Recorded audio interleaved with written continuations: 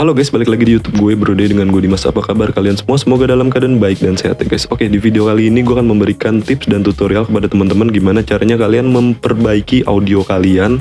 Dan juga terkadang kita sebagai content creator tuh suka di komen sama penonton kita atau viewers kita itu, bang, audio untuk backsoundnya atau musiknya itu terlalu kenceng. Dan juga jadi kan pada saat kita menjelaskan, menerangkan sesuatu itu kayak tertiban gitu guys. Nah, di sini gue bakal ngasih tahu ke tipsnya buat teman-teman, dan juga gue bakal berbagi tips sedikit mengenai cara memperbaiki audio kalian biar terdengarnya tuh agak bagus ya guys. Oke, jadi di sini tanpa berlama-lama kita akan langsung mulai aja. Tapi sebelum mulai, seperti biasa gue mau ingetin teman-teman yang baru buat mampir dan juga yang belum klik tombol subscribe, agar klik tombol subscribe-nya, like, share, dan komen ya guys, karena itu gratis. Dan gue juga pasti bakal lebih semangat dalam membuat konten-konten yang bermanfaat buat teman-teman semua ya guys. Oke, di sini kita langsung mulai ke videonya. Oke guys, di sini kita langsung mulai ke tutorialnya. Jadi di sini gue menggunakan aplikasi dari KineMaster ya guys. Jadi buat teman-teman yang nggak gunain KineMaster, mungkin menggunakan CapCut atau VN, kalian juga bisa menggunakan cara seperti ini. Dan mungkin nanti kalian tuh tinggal cari aja opsi atau tools yang ada di aplikasi tersebut ya guys. Dan di sini gue udah punya video yang bakal gue coba perbaiki. Tapi di sini kalian bisa lihat ini adalah hasil rekaman dari sebuah handphone. Jadi audionya itu udah gue pisah seperti ini ya guys. Jadi ini untuk videonya dan ini untuk audionya. Nah, di sini gue ngejelasin tentang mikrofon seperti ini. Lanjut. Di sini kita bakal ngebahas gimana caranya memperbaiki kualitas audio kalian. Nah, setelah kalian memasukkan audio kalian seperti ini, kalian bisa langsung klik aja di audionya. Lanjut, di sini kita pilih mixer seperti ini ya guys. Nah, di sini kalian bisa lihat ada tulisan komposer.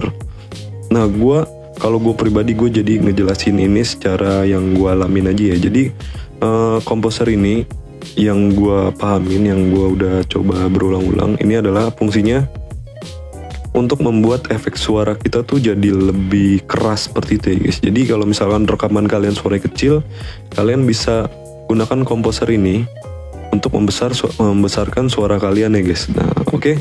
Lanjut, di sini pada saat kalian mengedit sebuah audio seperti ini, jadi usahakan kalian tuh menggunakan handsfree ya guys. Jadi kalian tuh bisa memastikan itu suaranya udah bagus atau belum ya guys. Jadi setelah komposernya kalian aktifkan seperti ini, lanjut di sini kalian bisa otak-atik volumenya. Jadi kalian pasin aja. Jadi karena terkadang kalau misalkan kita aktifkan komposer seperti ini, itu suaranya jadi kayak lebih kayak lebih cempreng seperti itu ya guys. Jadi otomatis kalian tuh harus mengatur si volumenya seperti ini ya guys. Jadi kalian pasin aja, kalian dengarkan suaranya tuh lebih enak di ukuran berapa persen seperti ini ya guys. Nah, nanti setelah kalian udah atur volumenya seperti itu, lanjut di sini kita pilih equalizer nih, EQ seperti ini ya guys. Nah, di sini kalau gue pribadi, gue paling sering menggunakan pengurangan treble seperti ini ya guys. Karena kalau menurut gue pengurangan treble itu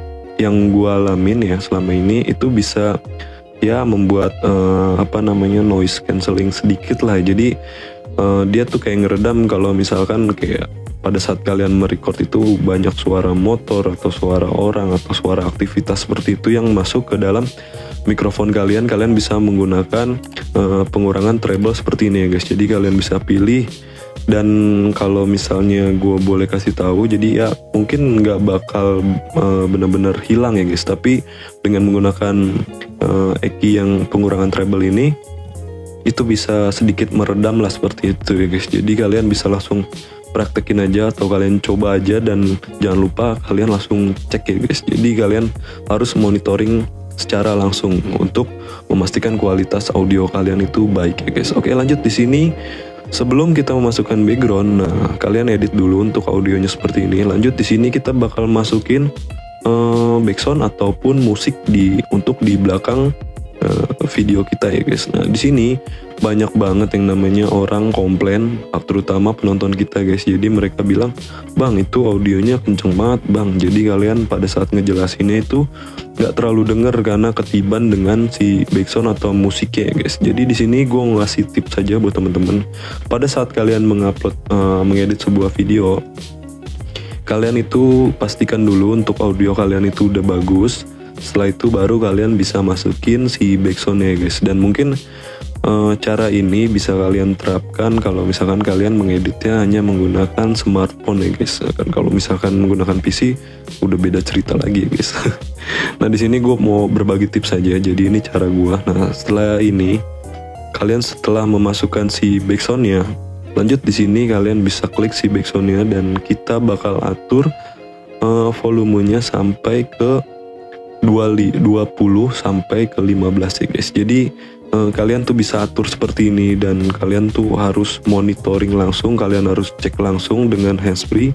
Jadi pastikan sebelum kalian mengupload video tersebut, sebelum kalian mengekspor video kalian ke galeri, itu kalian cek dulu, kalian dengarkan apakah audionya itu aman atau tidak ya guys. Jadi itu bisa membuat penonton kita tuh bisa menikmati video kita dan bisa mendengarkan penjelasan yang kita sampaikan secara baik ya guys. Karena kalau misalkan musiknya terlalu kencang juga kadang kecuali kalian tuh kayak menjelaskannya itu hanya menggunakan teks ya guys, dan kalian tidak menerangkan seperti ini ya guys. Karena kalau kalian menerangkan seperti ini ya otomatis kalian si penonton kalian itu bakal bingung kalian ngomong apa, karena kan ketiban dengan musik ya guys. Apalagi kalau misalkan musiknya itu dengan audio ya guys, dengan orang bernyanyi seperti itu ya guys, itu bakal bener-bener ngeganggu banget ya guys. Oke, jadi tipsnya ini dari gua, semoga bermanfaat buat teman-teman semua.